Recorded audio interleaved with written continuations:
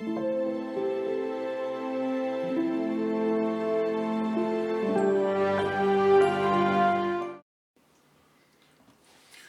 1981, we got a film that at least one reviewer called The Wizard of Oz of the 80s. Time Bandits certainly shares the idea of a child whisked off on a big adventure in a dreamlike landscape. For 1939's The Wizard of Oz, young Dorothy has a window fall on her head and knocking her out to begin what we believe to be a dream. As soon as she's knocked out, odd things start happening, even before she arrives in Oz. For one, her home is lifted into the body of the tornado with her in it, while both remain intact. What she sees out of the window frame is pure absurdity, with people caught up in the tornado minding their own business like nothing odd is happening. And then you have Miss Gulch becoming a wicked witch. This is all the stuff of dreams. When Dorothy is finally in Oz, everything's in color, whereas everything had been black and white until this moment. Most people's dreams consist of changed color palettes of the world, typically subdued colors, although some people apparently dream in more vivid colors than what they perceive when they're conscious. That seems to be the case with Dorothy. So was everything Dorothy experienced from the time of the window hitting her until she wakes up in bed all in her head? I think we can definitively conclude that answer to be yes. While there's arguably a lot of symbolism in The Wizard of Oz, the movie isn't coy about showing it to be all a dream, as Auntie Em says at the end. Time Bandits comes from the mind of Terry Gilliam of Monty Python fame.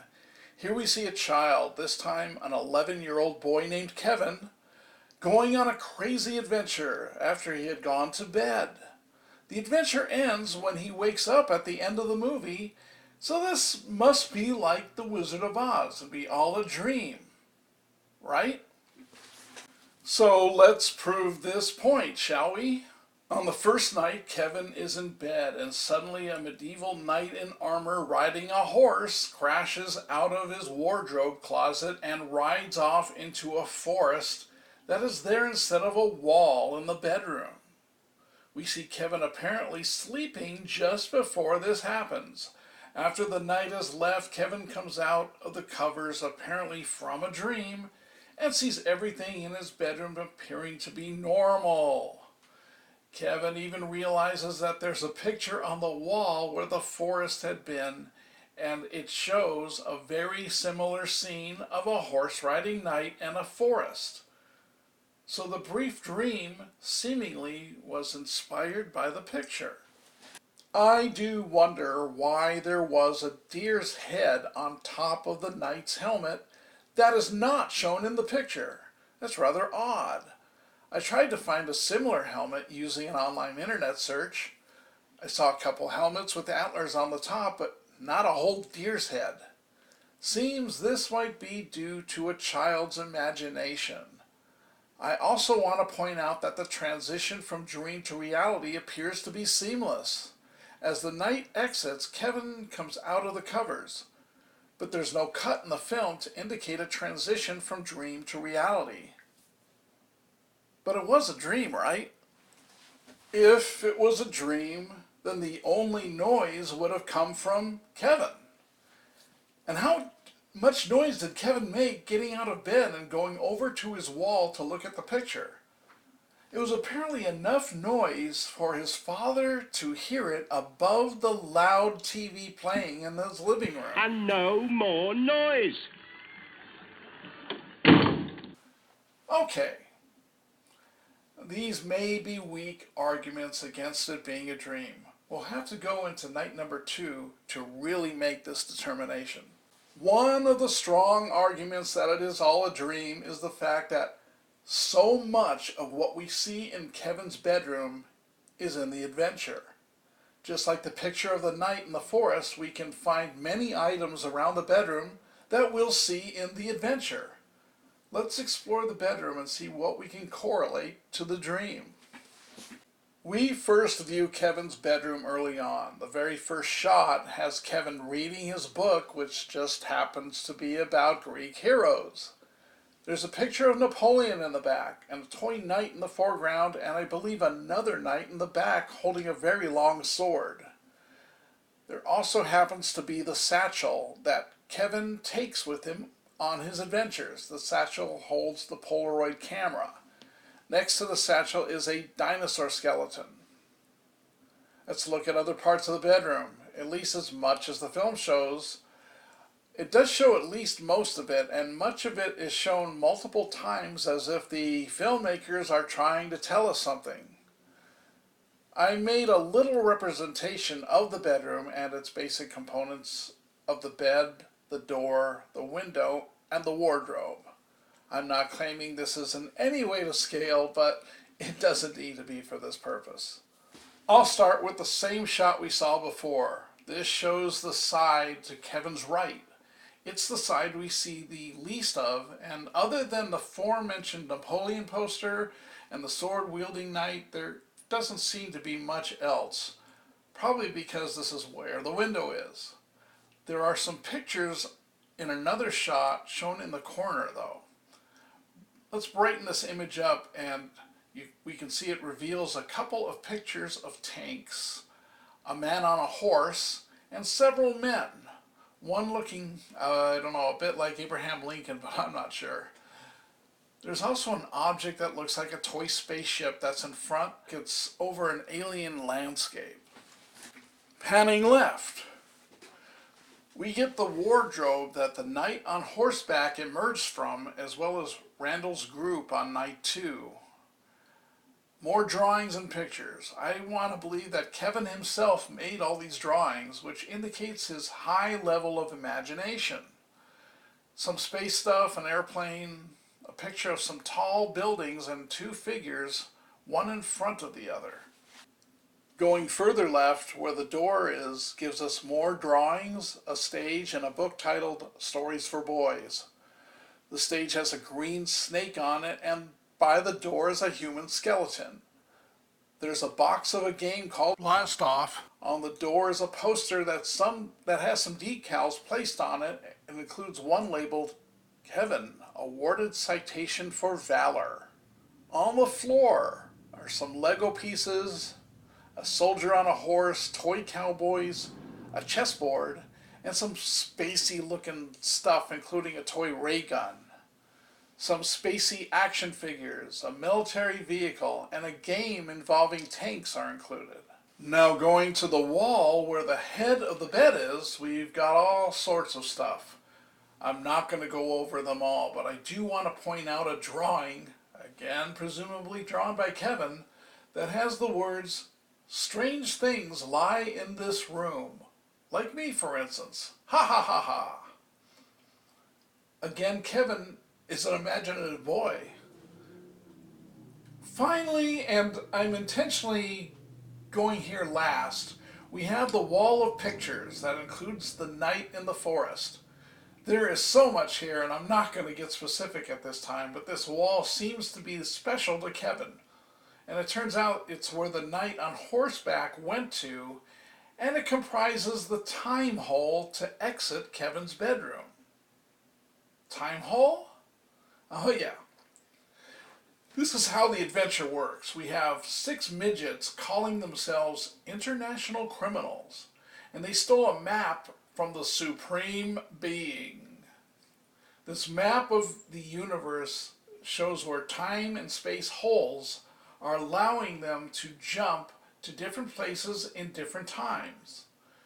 The gang thought it would be a great idea to use this map to steal different treasures from significant people in history. It just so happens that Kevin's bedroom has a time hole to enter his bedroom inside the wardrobe, and the exit hole is in the wall to Kevin's left when he's in bed. The gang of 6 becomes a gang of 7 as Kevin ends up going out the time hole with them.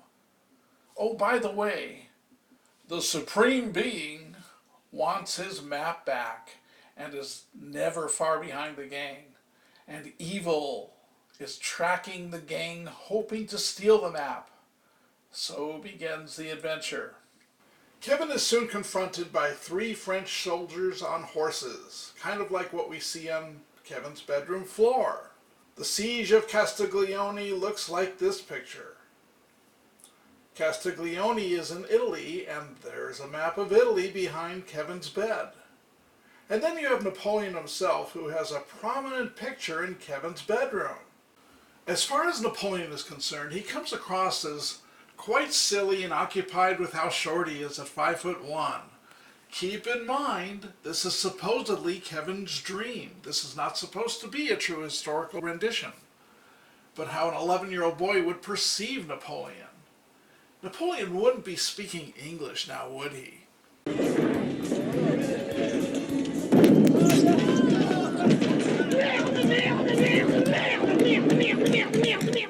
The stage is similar to the one in Kevin's bedroom. There's a skeleton by the stage. There's a crazy dinosaur-like skull in the Robin Hood camp. Hello, I'm Hood. Robin Hood, just like Napoleon, is shown as perhaps the way an 11-year-old boy who's familiar with the Errol Flynn representation of him. Evil is watching them from above. There appears to be a camera in Kevin's bedroom that would see him from above. Also, does the snake on the stage indicate the presence of evil? Maybe a stretch, but evil looks a bit like Kevin's red radio with an antenna on his bed. Going outside the bedroom and into the living room of the house and seeing the furniture all wrapped in plastic. Note how several of evil's minions are wrapped. Because I have understanding. Understanding of what, Master? Of digital watches. And soon I shall have understanding of video cassette recorders and car telephones. And when I have understanding of them, I shall have understanding of computers. And when I have understanding of computers, I shall be the supreme being. Evil is obsessed with technology and gadgets, much like Kevin's parents, so it makes sense that stuff associated with evil are in places where his parents are. That can make you a meal from packet to plate in 15.5 seconds. Morrison's have got one that can do that in 8 seconds. So evil represents Kevin's parents. There's the Minotaur. King Agamemnon on the horse with Kevin is very similar to the picture on the wardrobe. In addition to Kevin reading about ancient Greece, there are pictures and toys all over showing Greek warriors. Kevin clearly has an affection for this time period. In the adventure, ancient Greece is the one place where he's happy. Strangely, Kevin likes talking about the Greek warriors and certainly has enough pictures and toys to indicate he's really into this and really into battles. But other than the personal battle with the Minotaur, the time Kevin spends in Greece is in peacetime with the king just holding court. Again, Kevin is happy in Greece and doesn't want to rejoin the gang. That looks like it might be the hull of a ship. There's a whirlpool. There are at least 2 pictures of a ship that looks like the one of the ogres.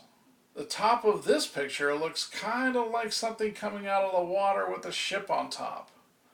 This is not the first time we've seen someone with something strange above his head. Another skeleton.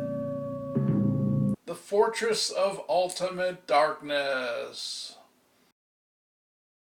The midgets running through the fortress look a bit like these pictures. Another human skeleton. Another human skeleton as the gang are trying to regain the map. Og is given a pig's head and later becomes a full pig. And going back to evil references coming from outside of the bedroom and where the parents are, the cattle-like soldiers that chase after the gang may be derived from what looks like a boomerang. What do you know? Apparently the Fortress of Ultimate Darkness is made of Legos. In the final battle against evil, cowboys, medieval knights, Roman archers, a tank, and a spaceship are all used to attack evil. These are all in Kevin's bedroom. 201 on the spaceship. I think Kevin saw 2001: A Space Odyssey. If you notice, the time holes look a lot like the 2001 monoliths, and many of the space drawings in the bedroom appear to have at least been inspired by that movie. I'm also guessing that Kevin saw Alien, which came out in 1979, 1 year before this film. Kevin would have been 10, and maybe shouldn't have seen it at such a young age, but let's look at the back of Evil's head. Does that not look like a human skull and a face hugger? Evil turns into a pincushion, probably something Kevin's evil mother had. And the spool, the thread, the needle, and the thimble all support this. You really are an untidy boy. Sign. Going on how Kevin associates evil with his parents and technology, Kevin doesn't seem to have much regard for the Supreme Being. Though at first Kevin sees him as a deity with a glowing face and a deep, powerful voice, but at the end, he comes across like a befuddled school principal. Why do we have to have evil? Oh. I think it's something to do with free will. The question itself is probably why Kevin lost his faith that the Supreme Being was all-powerful and all good. The answer wasn't particularly satisfying to Kevin either. Let's take a look at the map. It's shown best at the end. Remember that blast-off game that Kevin has? Look at the playing board. Kind of looks familiar, doesn't it? The adventure ends and Kevin's house is on fire. We hear sirens. Don't leave me! Please, wait!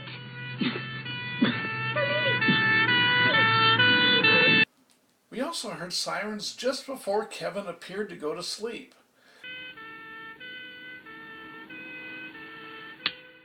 This would indicate that the whole adventure took place in minutes, as the fire truck was already coming to the house before the adventure started.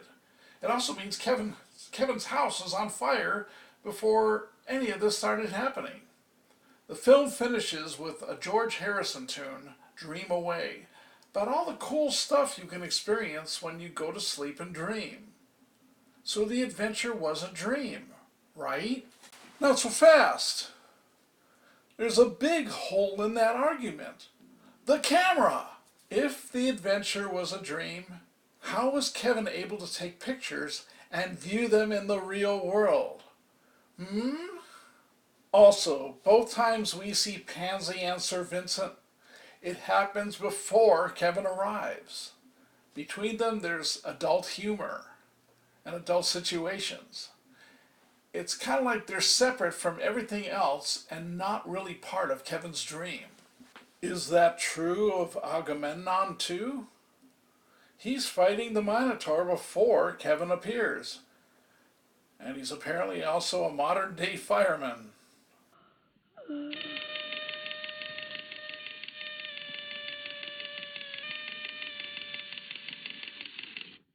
Also, there's a prominent robot in Kevin's room. It's on his nightstand on the first night, and it's on the floor the second night, indicating Kevin likely played with it that day. With all the stuff in the bedroom that is included in the adventure, why wasn't the robot? So what is going on at the end of the movie? Perhaps this is Time Bandits' Monty Python moment where it just gets silly and logic no longer exists. Or perhaps Kevin never woke up and is still dreaming. Notice how Kevin's parents explode the same way Evil's minions did. Mom! Dad! It's evil! Don't touch it! Well, he created you, so he can't be totally... This could mean the adventure was a dream inside a dream. Or maybe Kevin and his parents died in the fire, undoubtedly from one of their many electrical appliances short-circuiting. However you may want to interpret it, Time Bandits definitely has one of the most bizarre endings of any film. Cheerio. Thank you very much. Thank you very, very, very, very much.